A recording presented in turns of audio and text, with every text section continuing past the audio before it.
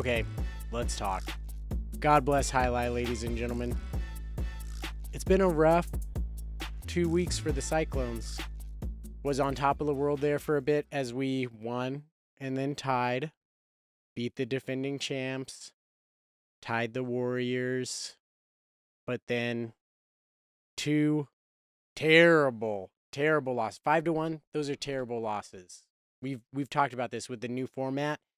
You want to avoid the 5-1. Thank goodness, not a 6-0, but we've had 2 5-1 losses, which really hurts us in terms of if we're going to be in a tie-breaking situation.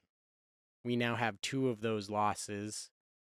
But again, looks like I was right. I told you the Chargers were going to come down. Now, as we look at the standings, Chargers have dropped from number 1 to 4th. 5th place, that's us. We're out of the playoffs again. I don't know what I'm gonna be beside myself if we do not make the playoffs again. If we don't make the playoffs again, serious changes need to happen. Not just be considered, need to happen. Warriors, they're at the bottom of the league. Then you have, I think it's Renegades at 3rd, and the Devils have climbed all the way up. Well, they're tied, so Renegades, Devils, although, again, I think the Devils hold the tiebreaker over them because they have a 5-1 victory over, but then wait, I think they actually have a 5-1 loss to the Fireballs. But this is right now, you want to look at the league, this is the Fireballs league. They're doing what the Renegades did last season of just boat racing everybody. The Fireballs, and when I did my deep dive, I looked at that. Their singles teams were winning, their doubles teams are winning. The Fireballs are a formidable team. The new players that they picked up in Uruchea and Lalu, dominant. Their teams have been doing really well. They have great records, and again, they just beat people 5-1. They beat the Warriors 5-1. They beat us 5-1. They're coming off, I don't even know how many 5-1 wins. They have 4 wins, only 1 loss on the season. Renegades are the other team that only has 1 loss on the season, but only 2 wins. Chargers 3 wins again, but 2 of those wins came against us in games that, if you look back, really felt like those should have at least been game day ties, if not wins for us, if my memory is serving me correct. But we can't relitigate the past so much. We need to go back and start where we always start.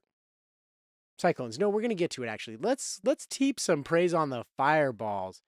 My goodness. Fireballs, clearly now, when you're number 1 in the draft, you're going to win the highlight. Wait, but they weren't number 1.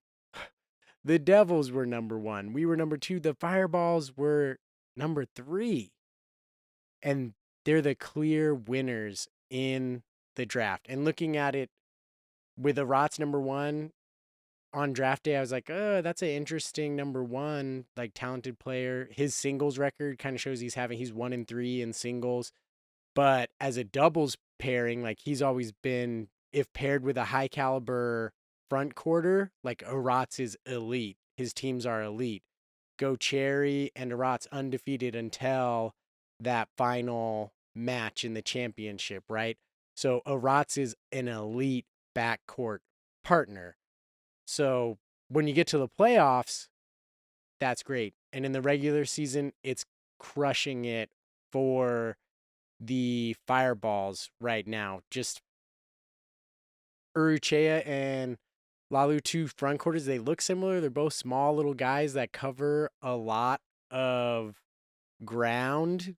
Just a really impressive team right now. I don't even know. I think they have 4 or 5-1 victories. And again, it's every game day, it's all they do is win.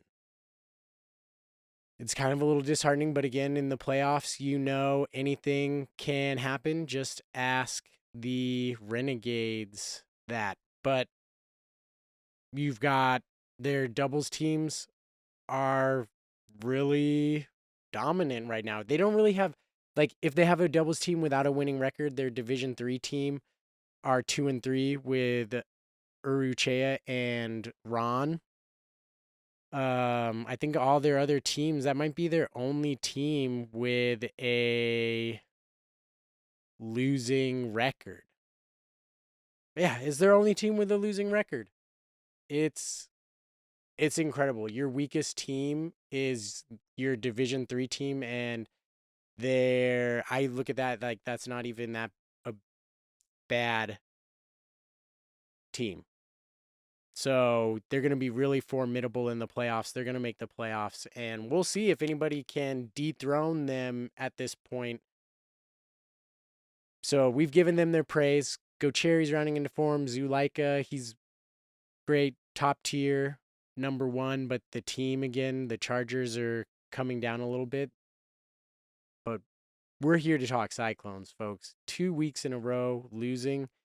And I was a little bit despondent after this last victory, thinking to myself, like, I might have to apologize to Billy Gill. I created that reel to promote the show and called him out, said it was the dumbest thing he's ever said. And now I kind of feel like I look a little bit dumb with the team once again struggling to make the playoffs. And I know the season is still young, but we're starting to get to, we're getting, this is right around the midway point. So it's time to, like, if you're going to show that you're a playoff team, we cannot keep having game day losses. You see what happens. We go from being, I think we got as high as the second team just based on where we were. We were at 1.2, and then you have 2 weeks of losses, not getting any points. That drops us all the way down to 5. And it's just really rough. 4 of our doubles teams are a combined, I think it's like 4-16 on this season. It's really bad. No, 5-15. 4 of our 6 doubles teams have a combined record like that. I look at that, and that's not a small sample size. That's dreadful. Where are things going wrong for the Cyclones? Squeaky wheel number 1 that needs to improve for us to improve, Amiga Reyna. He's got to get it together against the Devils in the Iñaki and Amiga Reyna versus Ferranda and Benny. They just targeted Amiga Reyna and it worked. And you heard him say on the broadcast, Amiga Reyna has one of the highest catch rates when it's on his left side, but on his right side, his catch rate is in the low 80s, and that's equivalent to a Division 5 or Division 6 player. And he's our Division 3 player.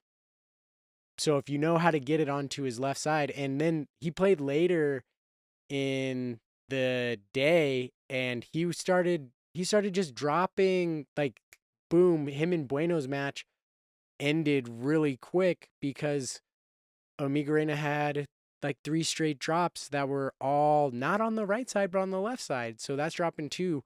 Like, Amiga Reyna was someone who went through injury last year. He's a newer player. He's older, more experienced. Amiga Reyna's got a case of the yips or something. He's a guy who's been scrappy, showed that he can hang tough, but has honestly in his 3 seasons being here, he's still struggled to show you that he's a winning player on Battle Court. You set injuries aside, even when he's been healthy, he's a player who has struggled to win. And this season, he's continued to struggle to win. And if this team is going to make anything happen, they need Amiga Reyna to be able to win some frickin' points. And where else have things gone wrong for the Cyclones? I believe I've said it before, but it's painfully obvious. Battle Court is caught up to Bueno and Rock. One of the most dominant teams in Battle Court is now a weak spot for us.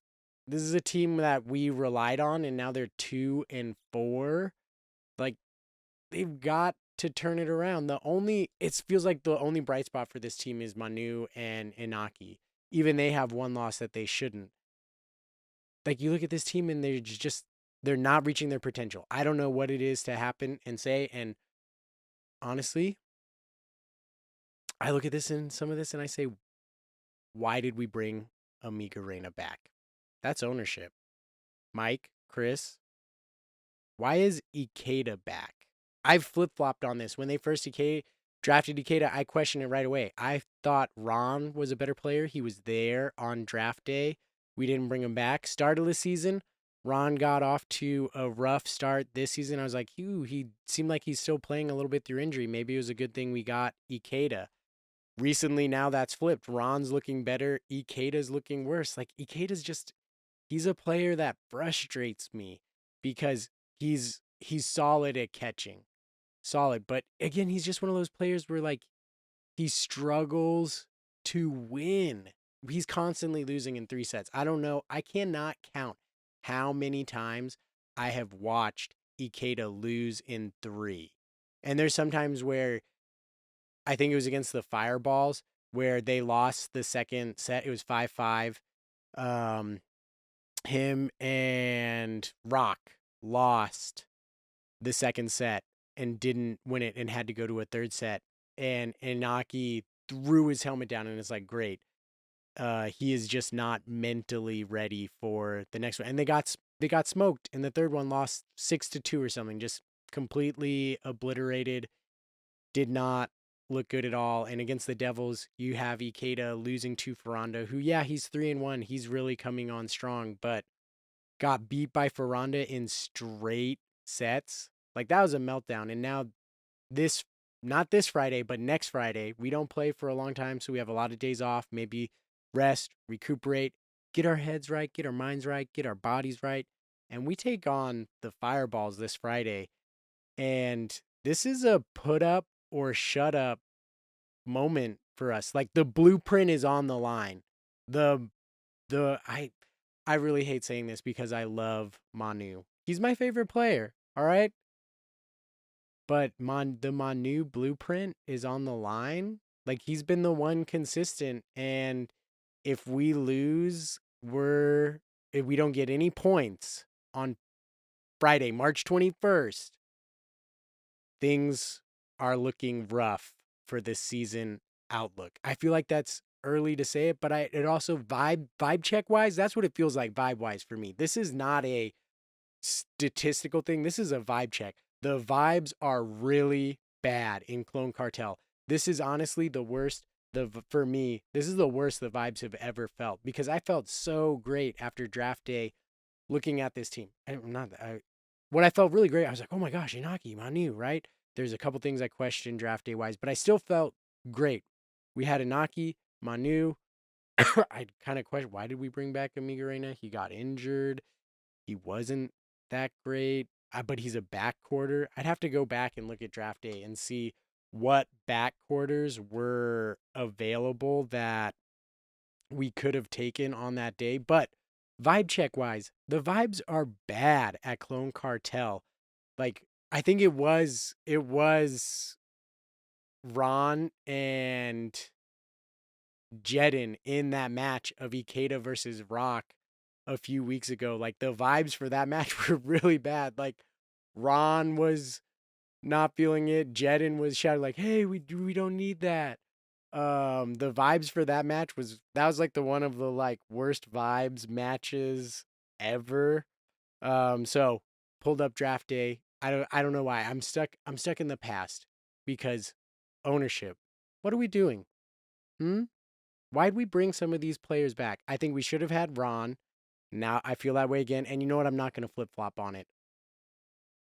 And I like to get players on the podcast. And so it feels kind of hard to say this, but as a player, I just don't like Ikeda's style. I wish he was more aggressive, made more throws. I feel like his strategy is he's a great defender, solid, great catcher, but he doesn't throw a lot of shots and he just gets beat and his matches take forever because he's a really good catcher, but he doesn't throw shots. And eventually somebody throws a shot to end the match and it's not Ikeda, or he makes a drop. And then he sometimes you can see he loses it and is not fully locked in mentally. So we had a Migrena. He is a back quarter, so that would like Lalu was there, but he's a front quarter, so that's why we wouldn't take him. Manny was there, but okay, I see that. Manny, like much as I would love my second favorite Battlecore player of all time. Like I'm not sure that's an improvement. Go Naga was locked up, and Ubia. I don't think Ubia was locked down. No, he wasn't, because that's a replacement for Benny. So you look at that, I guess our option there was Ubia, because he is playing backcourt. So I don't know. Could Lalo or Uruchea? Well, he wasn't there. He just flatly wasn't there, not an option. So I guess looking at all those options, there's not a lot of great options there to improve the team. But anyway, vibe check.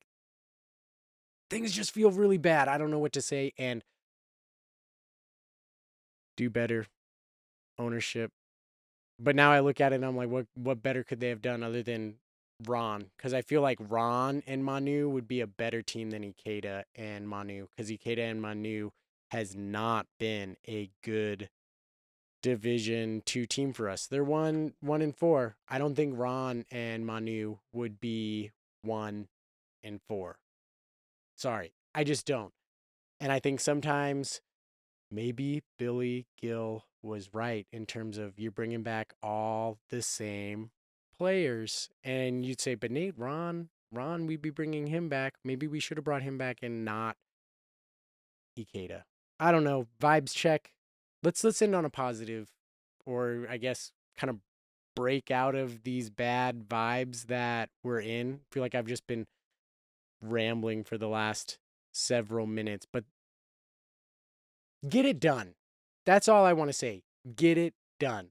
I'm really tired of every season looking at this. Bleckman said at the start of the year, this is a championship caliber team on paper. And I agreed with that statement.